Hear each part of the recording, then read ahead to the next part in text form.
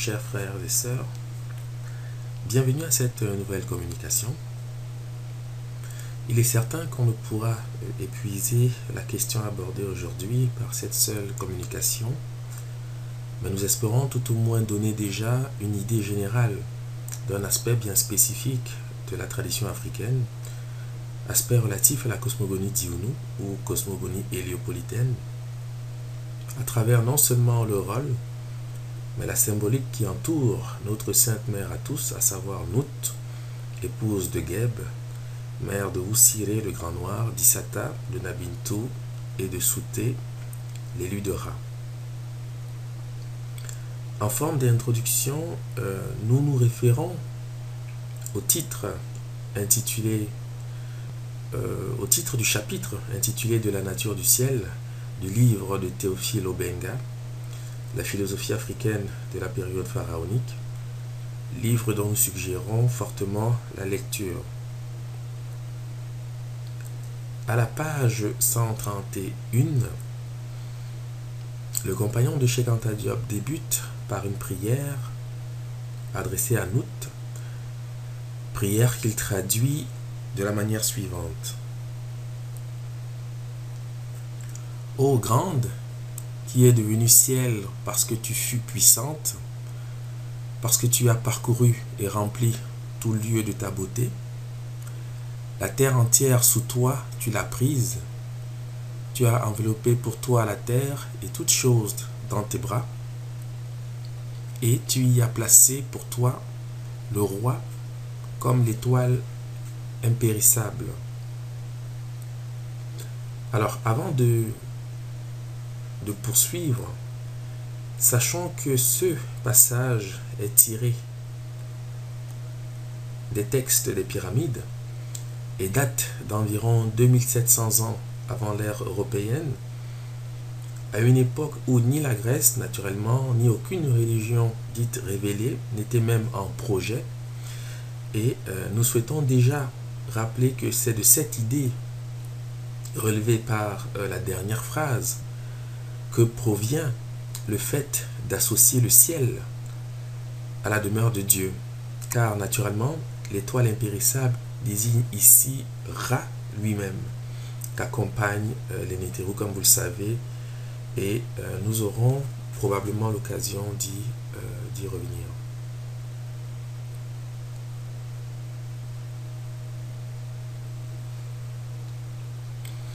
Le texte de Théophile Obenga se poursuit. Féminin dans la langue égyptienne, le ciel est un lieu. Il se compose de nombreux endroits. Le ciel inférieur, Douat, Niout, Nounet, c'est une région cosmogonique. Ceux de l'au-delà y habitent précisément, les Douatiou. Le soleil, c'est-à-dire Ra, passe la nuit dans le ciel inférieur. Le ciel supérieur, c'est-à-dire Eret, celui qui est au-dessus, est le lieu par excellence des astres dont la lumière donne à l'ensemble du ciel une coloration étincelante. C'est la déesse ciel elle-même, la déesse Nout. Dans sa représentation topographique, la déesse ciel est un magnifique corps de jeune femme nue, couvrant de tout son long dans une attitude voûtée la terre. Sur ses flancs naviguent les dieux, c'est-à-dire les Nétérous, brillent les étoiles, se poursuivent les combats des éléments célestes, des phénomènes cosmiques. Le ciel est un beau corps féminin, il conçoit, il enfante, il est mère, il a des membres, des bras, des jambes, des yeux, etc. Il connaît des affections. Le roi Dieu habite au ciel, parmi les étoiles impérissables. Naturellement, ici, lorsque le terme est au pluriel, cela désigne bien sûr les Nétéraux. Mais au singulier, bien sûr, le Néter qui est Ra lui-même. Déesse ou vache, le ciel est un être vivant, avec ses innombrables lumières nocturnes, les unes plus ou moins vertes, les autres plus ou moins bleues, d'autres encore plus ou moins étincelantes. Le ciel égyptien est exactement cela en certaines nuits d'été. Les étoiles qu'il fait paraître sont de teinte verte, brillantes comme l'émail bleuâtre, comme la turquoise. Donc, voir les textes des pyramides, chapitre 567, où il est justement question du ciel constellé. La grande de marche qui sème les étoiles, c'est-à-dire les fait naître à profusion en parcourant à grande enjambée l'espace infini. Situé sous le tropique du Cancer, le ciel égyptien se prête admirablement à la contemplation. Sa luminosité nocturne, son étendue, le nombre colossal des constellations visibles à l'œil nu, l'inclinaison innée de l'Égyptien à la spéculation, tout cela devait amener l'Égyptien à développer l'astronomie et la mythologie céleste dès la plus haute époque de l'histoire égyptienne. L'idée d'une nature astrale du ciel est éminemment pharaonique. Le pays des pharaons a pour ainsi dire inscrit la philosophie dans le ciel.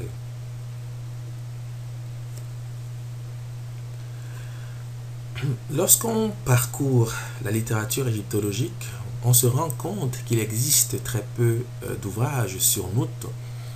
Pourtant, comme vous allez le comprendre, sa position est capitale dans la construction cosmogonique des traditions de la vallée du Nil. Le sujet est dense et le seul objectif que poursuit cette communication est d'ouvrir la voie à une réflexion approfondie sur la nature de la divinité suivant la tradition des peuples noirs. Habituellement, lorsqu'on parle de Nout, on a évidemment coutume de l'associer au ciel. Il existe plusieurs représentations comme celle-ci qui la montre en compagnie de Geb, avec l'idée que cette représentation incarne la complémentarité entre le ciel et la terre. Qu'on soit religieux ou athée, le ciel nous interpelle par sa dimension et les mystères qui le caractérisent. Naturellement, lorsque nous disons le ciel, nous ne parlons pas seulement de ce que nous voyons de nos propres yeux, c'est-à-dire les nuages et quelques étoiles, mais de l'espace infini qui plafonne notre existence sur Terre. Pour la science, le ciel a toujours été une énigme à comprendre. Pour les religions, le ciel désigne ce lieu où nous rencontrons la félicité après notre disparition terrestre, et donc le paradis, en quelque sorte. À titre informatif, nous souhaitons rappeler que l'idée même de paradis fut pour la première fois évoquée à travers cette tradition que nous allons maintenant parcourir. Et la preuve de ce que nous avançons est rendue par deux expressions généralement présentées comme à l'origine du concept de paradis, à savoir le grec paradésio qui signifie champ au jardin, ce lieu où vont les âmes des justes après la mort et qui aura abouti à l'expression Champs-Élysées. Ces justes sont appelés Makarios dans la tradition grecque. Conclure à une origine grecque de ces notions revient à ne pas considérer le fait établi de l'influence de la tradition africaine sur la mythologie grecque.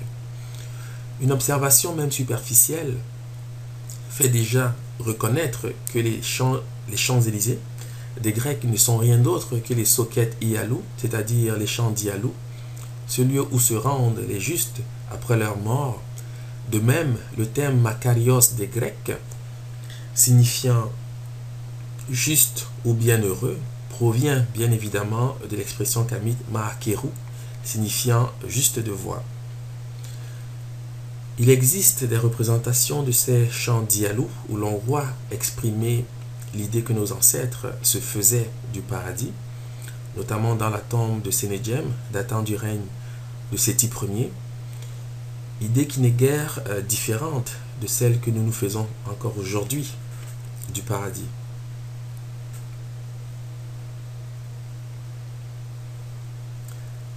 Dans Phédon et dans le Timée, Platon, philosophe grec qui aura plusieurs années durant fréquenté les prêtres africains de la période antique, fait mention d'une forme géographique, en l'occurrence le dodécaèdre, et ajoute sans plus de détails que cette forme géométrique est le lieu, ou en tout cas le dieu, utilisé par le démiurge pour arranger les constellations sur tout le ciel.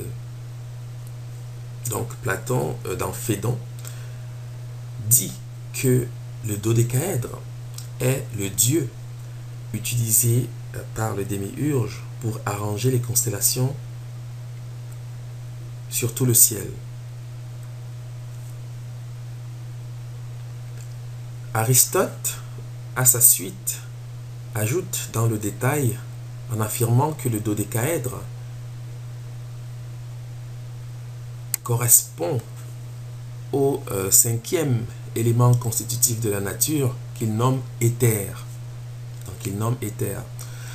Nous attirons déjà votre attention sur le fait que l'éther, suivant la tradition grecque, est le dieu, c'est-à-dire le néther utilisé par le démiurge, en l'occurrence Atum, pour arranger les constellations sur tout le ciel. Or, il est bien admis que Nout incarne le ciel, c'est-à-dire l'étendue sur laquelle s'arrange l'ensemble des constellations. Nous pouvons l'établir avec cette représentation qui montre Nout vêtu d'une robe d'étoiles et entouré des constellations que nous reconnaissons et dans le même ordre que nous admettons encore aujourd'hui. Ici, par exemple, nous reconnaissons la constellation du Poisson, celle des Gémeaux, de la Balance, du Sagittaire, etc., etc.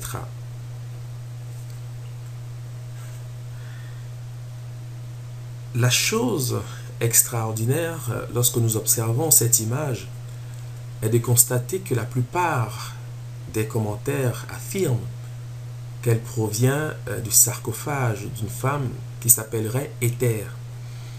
Ce qui est une méprise vraiment surprenante, car ce que l'on voit ici, c'est une défunte, certes, mais représentée sous la forme de l'éther, c'est-à-dire Nout, comme nous le verrons bientôt. Alors, d'où vient ce mot énigmatique d'éther? Vous lirez de nombreux ouvrages qui varieront quant à l'identification de son origine, mais la vérité est toute simple.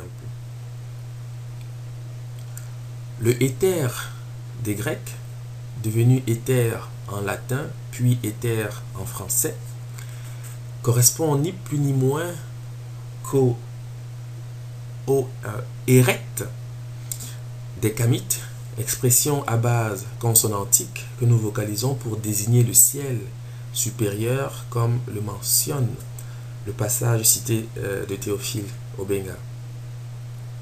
C'est le squelette de consonne HRT de ce mot africain que les Grecs auront traduit par éther dans leur langue.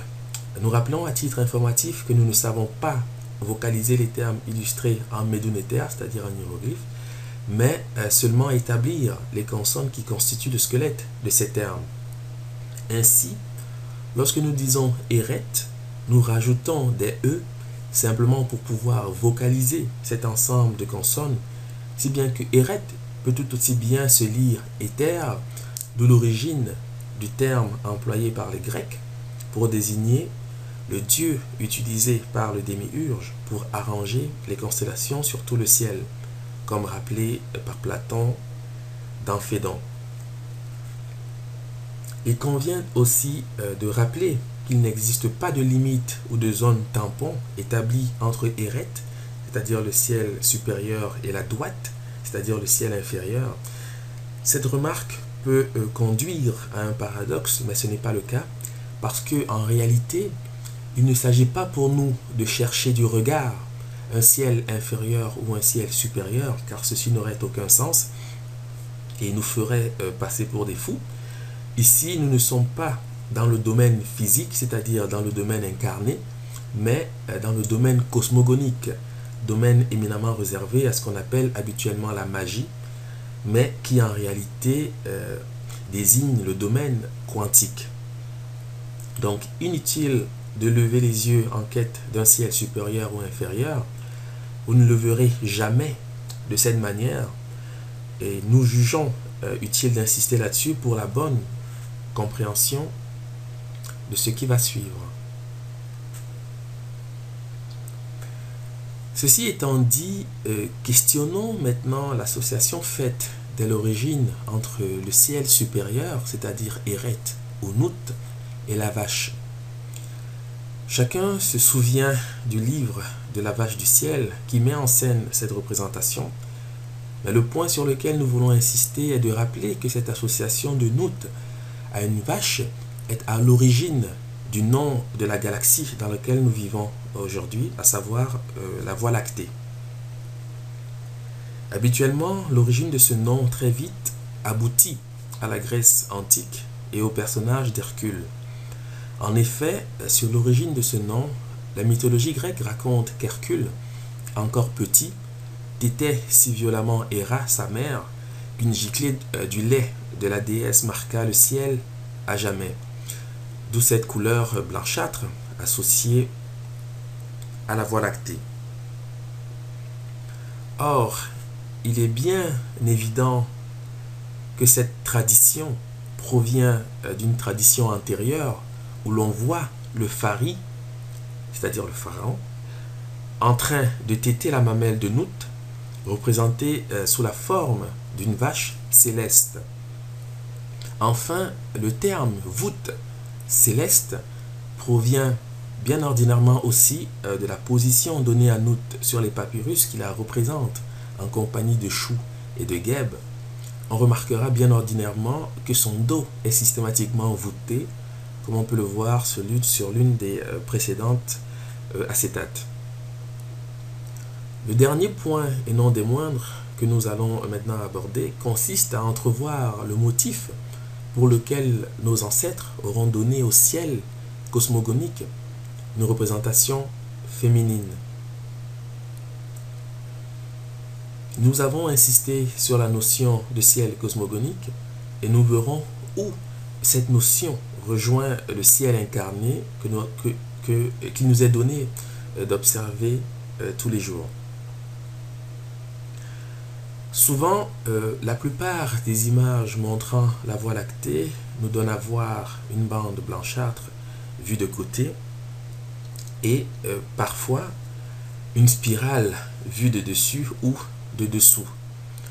Cette représentation fausse la compréhension que nous avons de la forme réelle de la Voie lactée, car en réalité, la Voie lactée a la forme d'un entonnoir semblable à cette représentation que nous montrons à l'image. Il ne faut jamais perdre de vue que peu importe l'endroit d'où nous observons la Voie lactée, nous faisons partie d'elle-même et en conséquence, il convient d'intégrer la notion de profondeur lorsque nous évoquons notre galaxie, car personne ne l'a jamais vue dans son ensemble, bien évidemment. Cette manière de considérer la Voie lactée est conforme à la vision de nos ancêtres qui avaient la conscience du mouvement spiralé que réalise notre galaxie. Pour illustration, nous évoquerons par exemple le fameux zodiaque du temple d'Osiris à Dendera.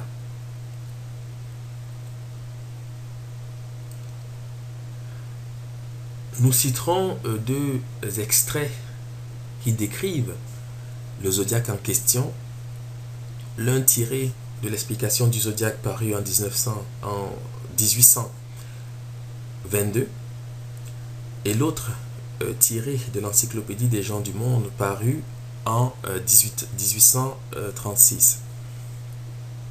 Donc, concernant l'explication du zodiaque de Dendera, donc de Chabert et Ferlu, il est dit la chose suivante. Le premier rang de figures du médaillon est disposé régulièrement dans une bande circulaire concentrique. Toutes les figures ont la même hauteur et toutes leurs lignes du milieu tendent au centre du tableau. Elles ont un relief de 5 à 6 mm sur le fond. Elles sont accompagnées d'étoiles et d'hiéroglyphes. Parmi ces figures, on distingue les 12 signes du zodiaque distribués sur une espèce de spirale dont le lion occupe l'extrémité la plus éloignée du centre et le cancer l'extrémité la plus rapprochée. Cette spirale ne fait qu'une révolution autour du centre. Le lion et le cancer sont à peu près sur le même rayon du cercle. Et l'encyclopédie des gens du monde de Artaud de Montor dit la chose suivante. Mais ce qui appela surtout l'attention des savants d'Europe sur ces lieux, ce fut l'ordonnance particulière du planisphère de Dendera. On remarqua que dans les deux planisphères, le lion était représenté comme premier signe, ouvrant la marche des autres. Il était difficile de se tromper sur le motif de cette disposition, car sur le planisphère plus grand, au plafond du portique, les signes paraissent répartis sur deux lignes, dont l'une part de l'intérieur du temple, tandis que l'autre s'y dirige. Sur le planisphère moins grand, dans la chambre supérieure, celui qui est actuellement à Paris, les signes sont placés sur une spirale. La Vierge, la Balance, le Scorpion, le Sagittaire, le Capricorne, le Verseau, les Poissons, le Bélier, le Taureau, les Gémeaux, l'écrevisse, se succèdent dans l'ordre encore usité chez nous. C'était donc à dessein, disait-on, qu'on avait placé le lion en tête des autres signes, après l'intersection de l'écliptique et de l'équateur du monde. Or, c'est de la situation de ces intersections que dépend la place du solstice qui doit toujours être au milieu d'elle.